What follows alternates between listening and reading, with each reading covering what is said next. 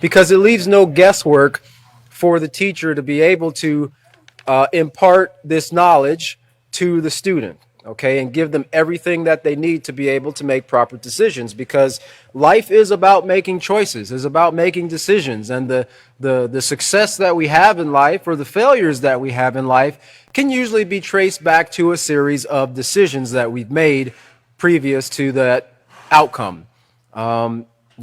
Education goes with it as well. Your experiences in your environment and so forth, they play a part in the decisions that we make. But the goal here is to, and as we're going to get a little bit further in the lesson today, is to work towards accentuating the positive character traits that each and every one of us does have.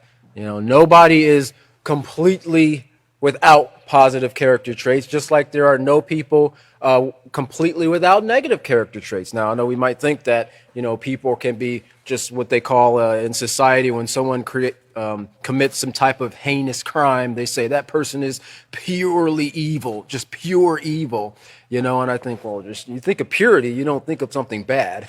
You think of something that is clean and acceptable and in its 100% state. But this is the best way that they could express this in saying that there's not a great bone in that person's body. Well, generally speaking, even the most hardened of criminals have some positive character traits. All right. Sometimes they have a soft spot for kittens or something, animals, or they still honor their mother or their father. They really love them and would hate to see anything occur to them, but they're lacking in other things that results in their behavior. So, the focus here is to accentuate the positive and eliminate the negative. But in order to eliminate the negative, we have to know what it is, right? And that's why it's very important that we go through this education program, because you need to be educated in what's the difference, acknowledging that there are these faults that I have in my character, and setting a goal. And we're going to get into that when we get into leadership, because we all lead in some way every day, whether we realize it or not, whether we're in a position of leadership or not, whether you have a title on your hat or a bar on your shoulder or whatnot. We all have the opportunity every day to lead, and primarily that is by our example. So if we go through this and we start to value these positive character traits and the lessons in developing a positive character, and it does take time, it takes time like any new thing that a person starts to learn, right? A lot of times people don't like to do things, or they're a little more hesitant to do things if they have a hard time grasping it, or if it's difficult for them to learn it. Like I've heard people say, oh man, I hate math. And then you start to talk to them a little bit more and you find out that they really just don't understand math. But then as you start to teach them and work with them and they start to understand the concepts, that mindset goes from I hate math to, I kind of like math. I can kind of get used to doing this math thing, right? To, wow, man, I really love math. You see, so the more educated we become as we teach in the units here, the more powerful we can become, and I'm not talking about superpower shooting laser out your eyes. I'm talking about power that can be used to make decisions that brings benefits to you and society around you, to be able to prevent a fight, right?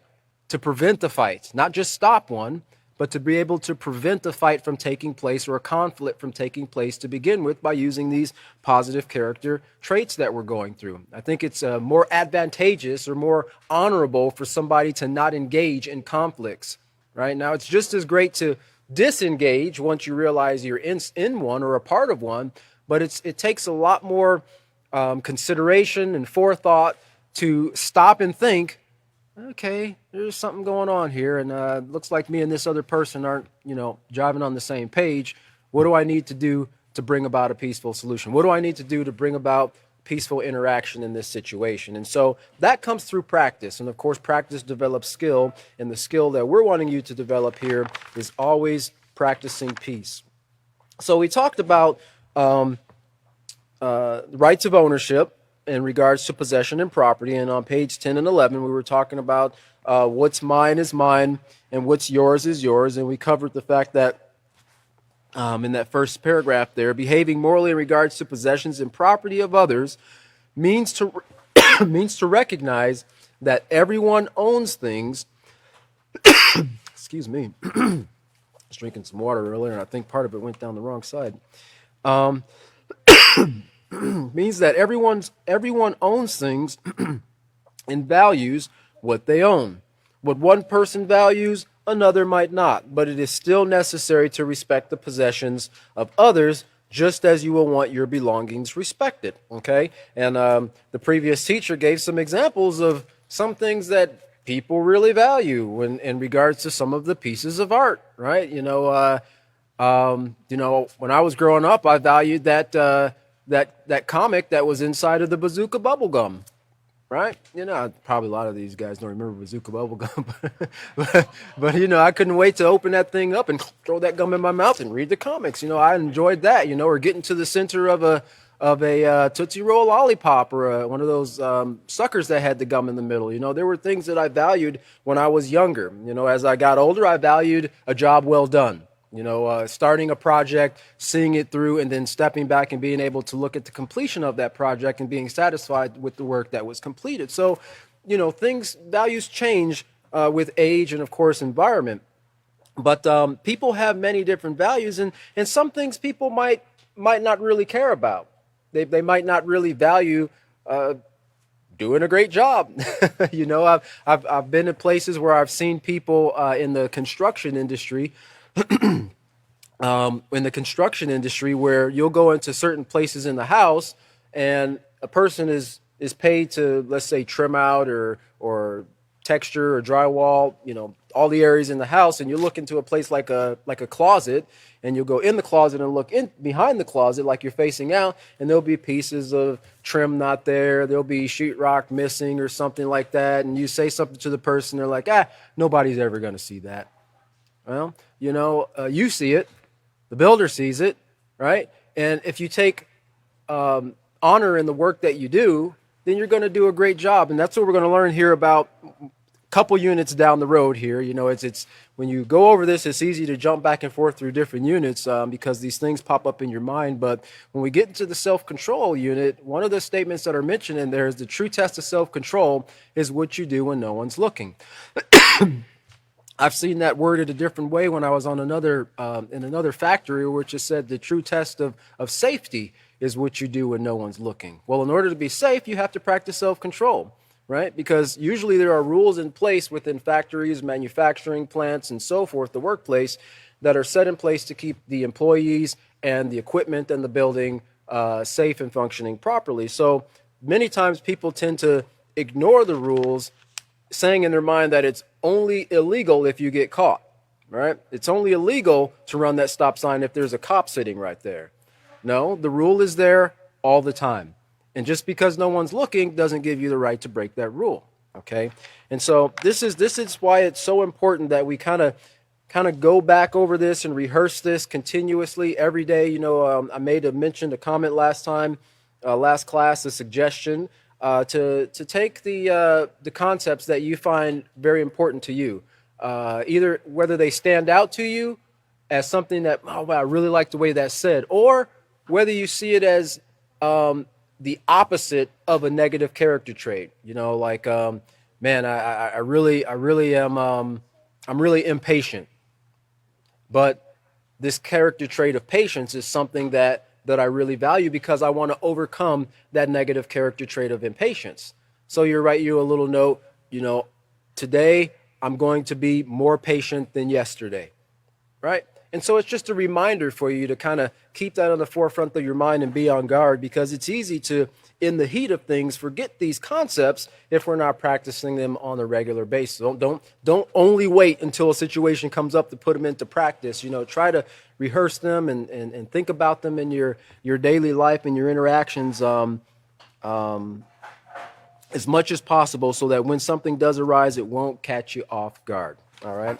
So let's look at page 12 here, because we just actually, if you turn back to page 11, because I don't remember if I covered this last class, but I wanted to make sure that I did. It was talking about, we were reading from this first paragraph here on page 11, where it says in the fourth paragraph sentence in that first paragraph, authority over one's possessions means you have the right to decide who uses your possessions, when they are used, and how they are used. Okay. And of course, down at the bottom there, that simplifies that by saying, think about it. If someone, under straight talk, think about it. If you take someone's belongings without permission, you haven't borrowed, you have stolen. And one thing that we've seen across the board when we have gone to many different schools and asked the students in that class who have never heard our program presented before, if someone takes, touches, or borrows your possessions without your permission, what is that called? Pretty much 99% of the time, they all yell out stealing. You know, they all recognize that concept. People pretty much tend to recognize when their things are being stolen, but they kind of glance over when they're stealing somebody else's things. You know, and one of the things that people tend not to pay much attention to in society right now, and it's not always with the younger group, but with the older group, is stealing of time, especially in the workplace. It could be so easy to be distracted by certain things. You know, I'm taking my bathroom break, what do you need your phone for? Well, you know, I think companies would find a little bit success when putting, you know, blockers in the bathrooms where phones have no signal in there. And people would probably spend a lot less time in the bathroom, but people do that. You know, they steal from their employer and they think it's no big deal. But it is a big deal. Billions of dollars are stolen from employers every year. Billions of dollars in lost time and productivity and so forth are lost and cannot be gotten back. And for the most part, that has to be passed on to the consumer because, well, the employer's there to make a profit, right? And so people don't think about that, but there's many ways that things can be stolen outside of physically taking somebody's physical possession. And we're going to cover a lot more of that, but just, you know, to have that kind of bouncing around in your brain there. It says, you haven't borrowed, you have stolen. Now, here's the definition here. To borrow means you have the owner's consent to use his belongings for an agreed amount of time. And to go along with that, that doesn't give you a blanket coverage to use that owner's belongings, right? You know, if you borrow somebody's tool or vehicle, even in the car rental business, you know, this can be found like in leasing, car leasing or car rental, right? You are borrowing that car, right? Now there's an exchange of currency for it, but you're borrowing that car, which belongs to somebody, for an agreed amount of time. And when you sign that contract, you're agreeing that you will use their vehicle in a particular way for a particular amount of time. You also agree that you won't let anybody else use the vehicle. You see, that owner has rights regarding that vehicle, and they're setting the rules. And that contract outlines the rules of your do's and your don'ts in using that vehicle. And they expect that you return that vehicle at a certain time, and of course, in a certain condition, right? And if it left with a full tank, bring it back with a full tank, or they're going to charge you like $6 a gallon, you know, for gas. And an incentive to kind of, you know, make you fill it up before you bring it back. So many industries recognize this borrowing a person's possessions and following the rules. But like I said, you can't put a blanket coverage on it. You can't just, well, I rented a car at this place once. What's the big deal? I just go grab one another time, you know? No, you always have to get permission unless a person says, hey, listen, you can use that anytime you want to. You don't have to ask. Now, when they do that, then you don't have to go and ask permission, but you still have to follow their rules that they set over their belongings. So on page 12 here at the bottom, it says, here's something else to think about. A moral attitude in regards to the belongings of others means not damaging, destroying, or vandalizing another's property. Okay, not damaging, destroying, or vandalizing another's property. Vandalism means to purposely or willfully destroy anything that belongs to another. Okay, to purposely and willfully destroy anything that belongs to another. And I found just a statistic here, and this is just from the United States. because I was kind of interested to see how much vandalism costs the U.S. every year. And this is from the U.S. Department of Justice. And it says it's a program that they were kind of promoting, excuse me, of the youth to try to wipe out vandalism and graffiti. And it says here under what is vandalism, it says vandalism is pretty much the definition we just read here, is the willful destruction or defacement of public or private property. Now, this includes smashing mailboxes, trashing someone's property, drawing graffiti on public places, breaking windows, and destroying abandoned buildings. Vandalism costs schools, homeowners, businesses, youth, and others more than $15 billion a year, okay, because of destroyed property, lost time, the replacement of those things that have been vandalized. It costs money, and that money has to come from someplace. And in a lot of cases, cities have to replace things, or they have to spend money guarding things or protecting things that are prone to vandalism.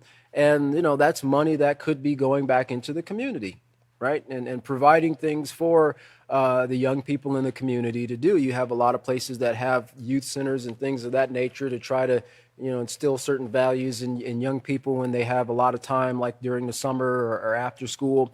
But some cities aren't able to do that because they have to spend money catching up on repairing damage that is being done due to vandalism. And so it costs a lot of money. $15 billion is a lot of money. It was interesting. I was looking at a page that was showing the difference between millions and billions, and they were just showing how much more a billion is than a million is, and it's quite a bit more. You think about a million and that's a lot, but a billion is so much more than that. And $15 billion is a lot of money that can be used to provide or promote a lot of programs, particularly the Peaceful Solution, that would teach people not to vandalize other people's property. So it says, stop and imagine something. Stop and imagine something that you really love. Now imagine waking up one morning and seeing it destroyed, knowing someone did it purposely. How would that make you feel? Right? I think a lot of us have probably been in that situation where you woke up in the morning and maybe the windows in your vehicle are smashed, or your tires have been slashed or something like that, or someone keyed a vehicle, or just destroyed something. A mailbox in the rural areas, it's more common in rural areas for people to drive by and bash mailboxes and things of that nature, or sometimes they go cow tipping. Well, those are belongings that are owned by other people. I mean, but people do things to animals too. They not always kill them, but they do things that harm the animals. And so all this falls into this concept of respecting the possessions and property of others. So anyway, would you feel angry, disappointed, shocked, or resentful? And of course, there'd be a myriad of emotions that we might go through. Well, thousands of people experience these feelings every year when others destroy their mailboxes, write graffiti on the walls of their homes and businesses, or run over their flower beds and decorations. And I remember when I was growing up, it was really big that, mostly the older guys, they did not want you walking across their grass. Don't cut across my grass. Keep off grass. They'd have signs pointed, on every corner of their yards, and some of these guys' grass were, it was pretty pristine. I mean, it was almost like you wanted to take a putting iron and a golf ball and play a little bit on there, because it was just that nice. And you could tell that they took a lot of honor in keeping their yard very nice. And they didn't want people walking across it, because when people walk across a particular area, especially a corner house, it's easy for people to, I guess not walk the extra 20 or 30 feet, but cut across the yard from one side to the other. Well, when people do that over a period of time, it creates a path, and that wears away the grass. Okay. And I didn't realize it till I moved here to Texas, but people really do put a lot of effort in maintaining their yards down here. I mean, I've seen sprinklers going off in the winter times looking like ice fountains, as they're trying to water their yards in the wintertime, but they really do put a lot of money into maintaining their yards. And it's their money, it's their possessions. They can do whatever they want with them, because in doing so, they're not bringing any harm to anybody else. But it's their right to also ask you not to walk across their yard. That's their property that they've paid for, that is deeded to them by the city or the county or the mortgage company or whatever. And as a respectful citizen, it's only right that we walk around on the sidewalk or in the road if there are no sidewalks. And so, it's very important that we keep these things in mind. It says, aside from being cruel, not cool, cruel, vandalism is against the law. Let's see here. Yeah, and the other part of this here regarding that, it says, vandalized, graffiti marked, and messy property generates unease and says to the public that the neighborhood, school, or the community is not valued by its residents. Now, I don't know if you've ever driven through a neighborhood that was like heavily vandalized, right? Busted up and beaten up cars, vehicles sitting on blocks, spray paint all over buildings, windows broken out. Usually when I go through those neighborhoods, I usually make sure my doors are locked, right? I usually don't feel pretty safe, because if people are willing to do that to their own neighborhood and property that might or might not even belong to them, how much more value would they have for me passing through their neighborhood? Probably not very much, okay? And so this is what it's saying. It gives a sense of unease. It also drives down property values, because most people won't want to go and build and live in an area that looks like trash, right? I remember my mother telling me that when she grew up, the places that by the time I grew up and was a teenager that were called the projects, she said when we grew up, they were actually considered nice places. They were places where you wanted to go and live, and the parents of that generation taught the children to take care of those areas. They weren't the rundown, graffitied, dog barking, sirens roaring, blaring, gunshots in the background type of place that they've become. Well, of course, that generation kind of died off, got older and died off, and those values weren't passed down. But she said when those things were built, there was waiting lines. People wanted to get in those places, and they were kept up and very nice and very presentable to live in. Okay, and so we can see how when the values are there in the community, they see to it that it's maintained, it's taken care of, it's not devalued. And not only that, but that old adage, it takes a talent to raise a child. If you did something and somebody else saw you doing it, then somebody was going to let your mom know or your dad know, and they were going to take care of you when you got home, and maybe the whole neighborhood was going to join in on it too. So you would tend not to deface the property anymore, because you understood the value that they were trying to instill in you. But it says it drives up insurance costs and taxes for everyone. Okay, so these are some of the negative consequences that come from vandalism, which is to willfully or purposely destroy anything that belongs to another.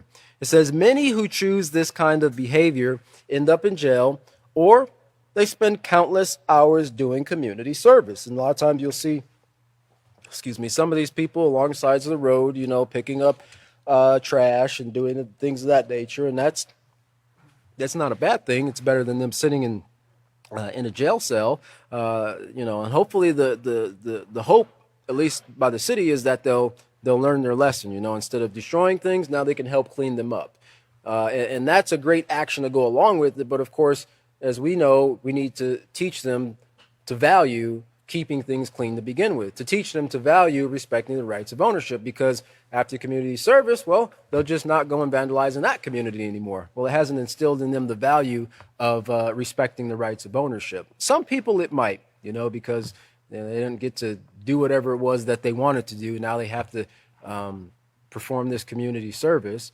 but not with everyone. So it has to be a combination approach. It says, hey, destroying something that doesn't belong to you is not fun. It's not right, and is definitely not cool. It only leads to retaliation, retaliation, and more retaliation. And if you look at that little recipe card there on the side, it says retaliation means to return like for like, especially harm for harm, to pay back an injury in kind. Okay, and sadly, you see a lot of this in the influences. Remember, a part of what the factors that make up our character are influences. And when a child is growing up, I remember when I was growing up, the thing I wanted to do when I got home from school and got my homework done and changed out of my school clothes and got into my play clothes is I wanted to watch afternoon cartoons, right? I wanted to watch afternoon cartoons. Or I get up on Saturday morning, I wanted to watch Saturday morning cartoons. And if there were cartoons on Sunday, I wanted to watch Sunday cartoons. I wanted to watch cartoons. Well, the majority of those cartoons that I watch, they taught some type of retaliation. They taught some type of violence. I mean, when you think about the Roadrunner and those guys, I mean, there was always violence in those cartoons, right? And somebody was trying to get back at the other person. Even the superhero movies that they have out, that a lot of young people look to go and watch and to emulate. There's always a means of retaliation in there, some type of acting out in violence. And so these are a part of the influences that affect the decisions that we'll make later on in life. Now, you might not think about dropping an anvil on somebody's head, per se, if they do something take something that belongs to you or do something that damages your property, but you might think of another way to pay them back. It's payback time, right? Where they say is vengeance is a dish best served cold or something like that, and this is the mindset that people have, but it never brings about a peaceful solution. Remember what we learned at the very beginning: two wrongs don't make a right. Okay, somebody has to be the person to step back and to say, you know what, no, this is not right. I want to do. We have to find a peaceful way to resolve this. In fact, there's if you've paid attention to the news in the last 6 months or so, I'm sure that you've seen a lot of protests that have taken place throughout the country. Not only here in the United States, but various places throughout the world, but particularly in the United States, with the protests that were taking place, there was a lot of this very thing going on, where big groups of protesters and demonstrators were going through towns and cities and vandalizing the property that was there. And it created a lot of frustration. Like it said here, would you feel angry, disappointed, shocked, or resentful? It created a lot of frustration in the owners of those businesses or those properties, because they were already being affected by COVID-19, and so their businesses had to be shut down. So they didn't have the source of income that they were relying on to support their family, and of course, it's to support the community as well through taxes and providing a service to the immediate community. But when it got to the point where it seemed like they were getting ready to allow businesses to open back up, now they had this to contend with. People going and literally busting their windows and looting and taking things out of their business and destroying and setting things on fire. And I remember seeing the news, and a lot of people were just in absolute tears as a result of it. You think about small businesses, which they say small businesses are the backbone of the U.S. economy. And then there are a lot of small businesses out there. You think about working and dumping your life savings and your time and your energy and your resources into building a business to provide a service for a community, only to find out that someone's come in and tore everything that you've worked for years to build up down in just one evening. It's very difficult to have to deal with, and this is what it causes in the hearts and the minds of people when they have to go through these things. And some people did get in a mindset of retaliation. There was an instance that was actually made national news because a part of the vigilante group that was kind of fighting back against the protesters who were going through the neighborhoods, destroying everything, decided to take matters into his own hands and end up shooting somebody, killing one person and paralyzing another person. Didn't solve anything, didn't fix anything, only created more tension amongst the group. So there has to be moral values, moral principles set in place in order to resolve these problems. It can't be brought about through retaliation, because it only makes the matter worse, like adding fuel to a fire. So in the middle of page 13 there, it says, what it all boils down to: You have a moral obligation to respect the possessions of others, not to destroy them. So that's to respect the possessions of others, not to destroy them. That word, their obligation, means to bind or compel someone, especially legally or morally. To bind or compel someone legally or morally. And that's essentially what it's saying. You know, we have a moral obligation. You know, we have an obligation to uphold the rules and the rights regarding, in this case here, the possession and property of others, right? And to not destroy that person's belongings. Looking at the bottom paragraph there, or second from bottom paragraph, it says, having morals is an important way to define your character. Moral values set boundaries that help you to demonstrate appropriate behavior towards others. And I thought that was interesting there, that sentence, having morals is an important way to define your character. Your character. In other words, it's defining who you are on the inside. And of course, that's shown not by how well you comb your hair or what type of clothes you wear or car you drive, but that's shown through the choices that you make. It's shown through your conduct, how you interact with others, what you do when you're faced with a moral decision. And so it defines you, right? This word define here, and as we read that, think about what we talked about on page 3 there. Let me just go back there real quick. I'll just read that real quick. It says, a person's character consists of patterns of behavior that are considered either positive or negative. Your character reflects who you are on the inside. It goes beyond what the casual eye can see. Here goes. Knowing about your character will enable you to understand why you think and act the way you do. Knowing how to identify a positive character in others, will help you build strong, positive relationships. Well, this word, interestingly enough, as we're going to see as we read the rest of this here, define, it means to, in regards to computing, most people know what computers are. It means to create with established rules or parameters, okay? It also means to fix or mark the limits of, and the fixing and the marking of those limits are done in your mind, right? Because remember what we learned on page 4, page 6, page 8. Page 8, in regards to morals and what they have to do with my character. In that second sentence in that first paragraph there, it says a moral value is like a line that divides wrong behavior from right behavior. Okay? It's like a line that divides wrong behavior from right behavior. In other words, it sets limits for you. No, you will not take that person's. You might pick up the wallet so you can return it to the owner, but you stop when your friend suggests taking the money out of the wallet and splitting it between you and him. That's the limit that morals set for you. That's the boundaries that moral values or principles set for you.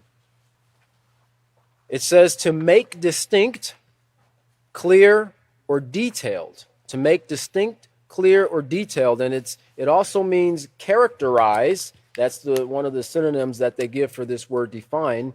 It's characterized. Like, a particular tree is characterized by the fruit that it produces, right? You know that particular tree is an apple tree or a pear tree or a fig tree or an oak or a maple or mesquite because of the fruit or the leaves or the bark that tree produces. It also means distinguished. You can distinguish yourself from other people by how you conduct yourself. Right? If everybody's in the room jumping up and down and screaming and acting, silly, and you're standing there quietly just looking around, well, if somebody walks in that room, you're going to be the one standing out, right? Because everybody else is jumping around making a ruckus, and you're standing there like the oddball, so to speak, okay? And this is what it looks like from the outside when we choose to take the road less traveled. I've been told that before, and I've seen that before in other people who put these characteristics into practice. That people take notice of it, and they say, wow, I saw what took place, and you you really exhibited a lot of patience there.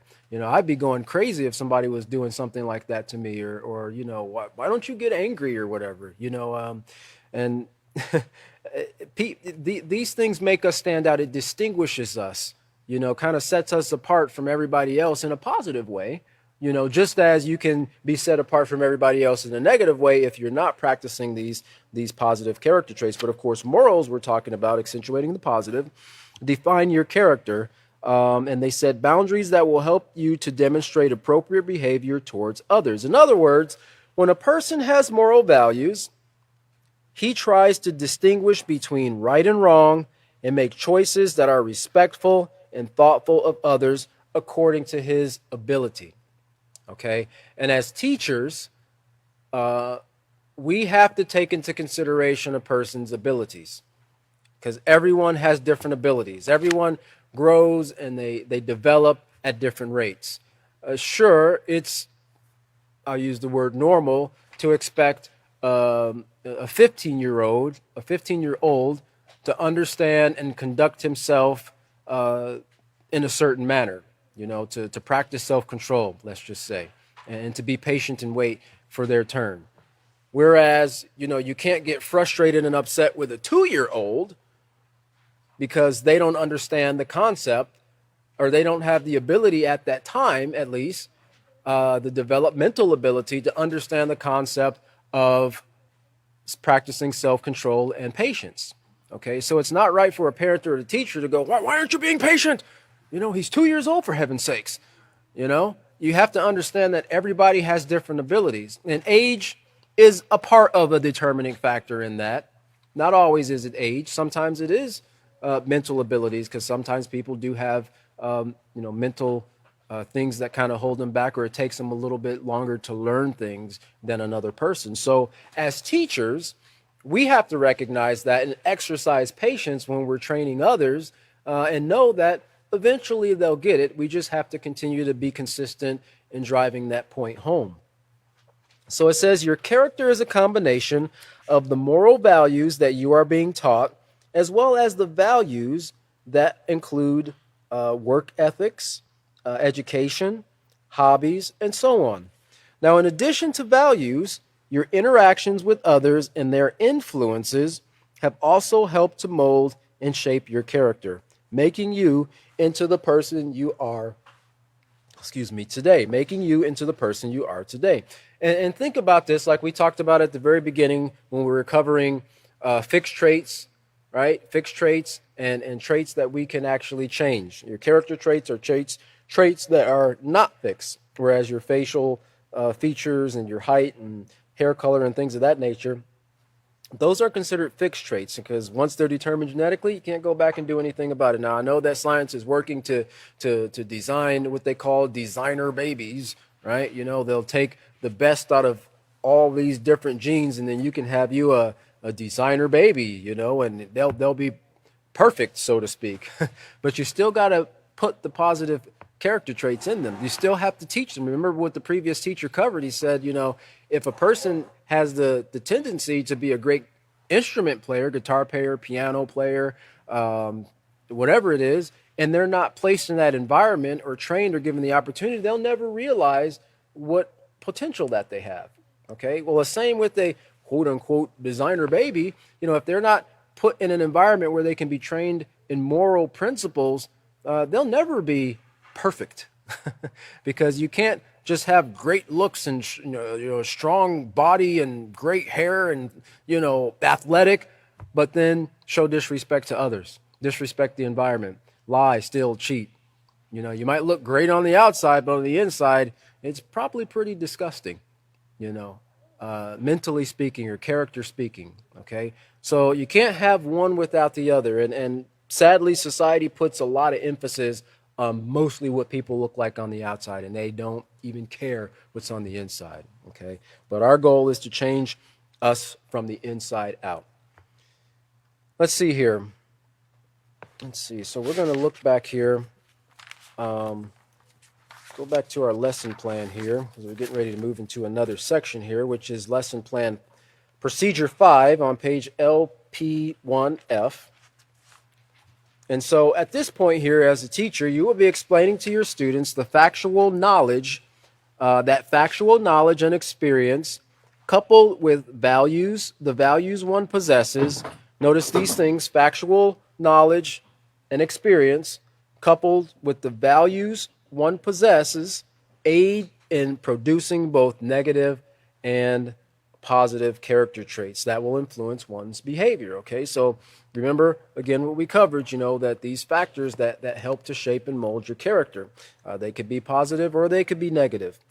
And so, you can also, at this point, you could choose students to read the sections entitled The Positive Side of Character and What is Negative Character, and that's what we're getting ready to read here, found on pages 14 through 16 and 19 through 20 of their handbooks. And I would definitely, when you get the opportunity to teach a class, even if you're a little bit nervous in teaching the class for the first time, because it can be a little bit nerve-wracking when you're standing before a group of 300 or 400 or 1,000 people, especially if you're on a big stage out in the big field like a stadium type thing, and all you just see is these eyes blinking at you. But you want to get feedback. You want to get feedback from your students, okay? And that's what these points are making here when you choose them to read and then you speak with them and you ask them questions. The whole goal is to get feedback, because you want to make sure that they're understanding the concepts that are presented, because it might be necessary. The goal isn't for you to just rush through the program. If they have not grasped what you're teaching, then it's necessary to go back and recover that concept, okay? Because we want them to walk out of there with knowledge at the end of the day, not lacking knowledge, right? So get that feedback from them, and that'll help you as a teacher. I've heard some really great points that have come forth from students that, gave reason to pause and think, and, that is how that can be applied in this particular situation. Or yes, this is an example of, practicing self-control or showing respect towards other people, and it gives feedback, and it also encourages other students, because people tend to fall into conformity. Well, if Bobby over there did it, well, yeah, I can do it too, right? And so then you get a lot more people starting to participate, and it makes the class very, very enjoyable. I'm telling you, it makes it very enjoyable when a lot of the students participate, and especially when you see that they're grasping the concepts. Even more, it's more enjoyable when you get word back later on in the day that they've been walking around the school, iterating the lessons that have been taught to them from a previous workshop. That's really encouraging, because they could be talking about anything they want throughout the day, and there's a lot of stuff that students could be talking about, but that lets you know that something in that presentation stuck in their mind and was valuable to them, and it was enough so that they went and told their friends about it, and that's how those things spread. So it says here, compare and contrast the advantages and disadvantages between positive and negative qualities of character. For example, honest versus dishonest, or responsible versus irresponsible.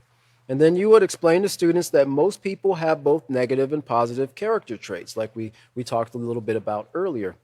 However, the key to being a person of integrity, and we're going to cover that definition too, is to accentuate their positive traits while first acknowledging and then eliminating their negative traits. So like I said earlier, it's not enough just to only focus on the positive traits, because if you do, then you'll never work to get rid of the negative traits. Now, the goal is not to focus on the negative traits, but as individuals, we know that in order to make a change in our lives, we have to acknowledge that this particular thing is a problem, right?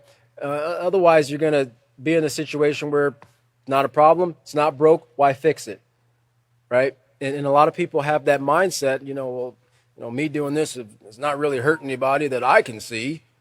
Okay, well, it doesn't mean that it's not a negative character trait, and it's something that you can work to eliminate. So it's very, very, very important for us to acknowledge. To me, that's a very powerful word there, because a lot of people, it's hard for them to change if they can't acknowledge a wrong. A lot of people don't like to be wrong.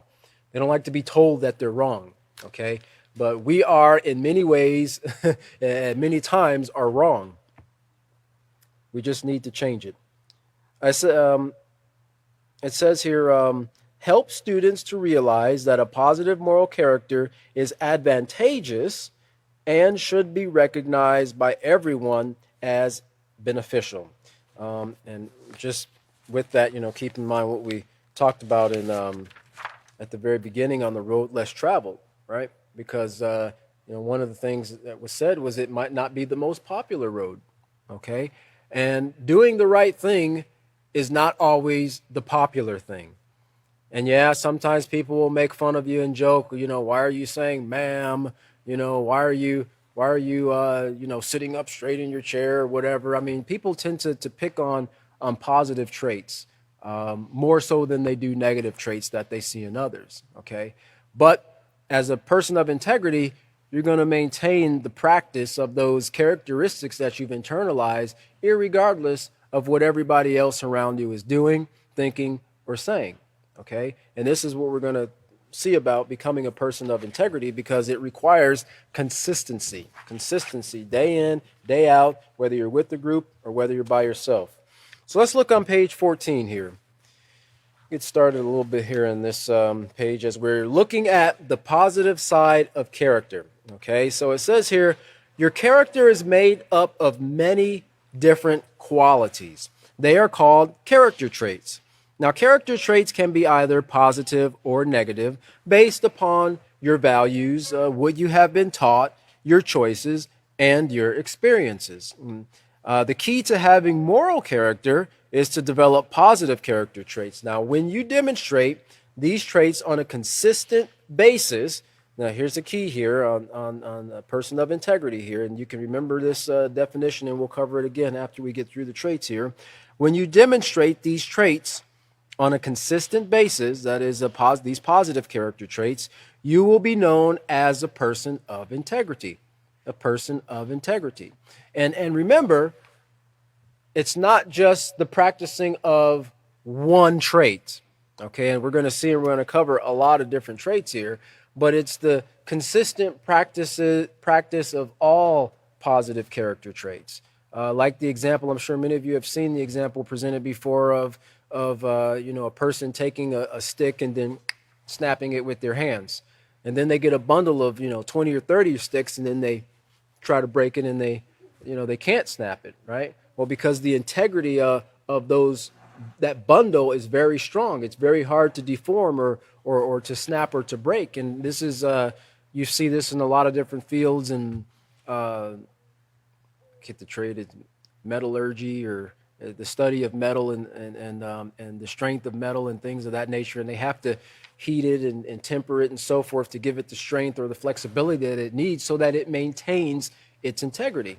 And if it wasn't for people understanding that concept, when we go flying, our planes would fly apart in the middle of the sky, and cars would fall apart going down the road because the metal doesn't hold its integrity. Even when it gets in an accident, it's designed to maintain a certain form of integrity so that the occupants are not harmed or reduce the harm to the occupants. And this is the same with the character. When we put all of these positive character traits into practice in our life and maintain them on a consistent basis, then we're like that bundle of sticks that becomes hard to break. And what is it that's trying to break us? Society, negative influences, all types of things that are out there to try to get you to do the wrong thing, okay? But you have to be able to recognize the difference between what's right and what's wrong. What is a positive and what's a negative influence? Because you could have a lot of positive traits but not recognize certain something and get yourself caught in a situation where you could bring harm to yourself. Okay, and so this is why educated, which is the first thing we're going to cover, is so very important, because it is, they say knowing is half the battle, right? And it is important to know, but then you have to put into practice that knowledge, okay? That knowledge that we talked about, knowledge is power, if you use it.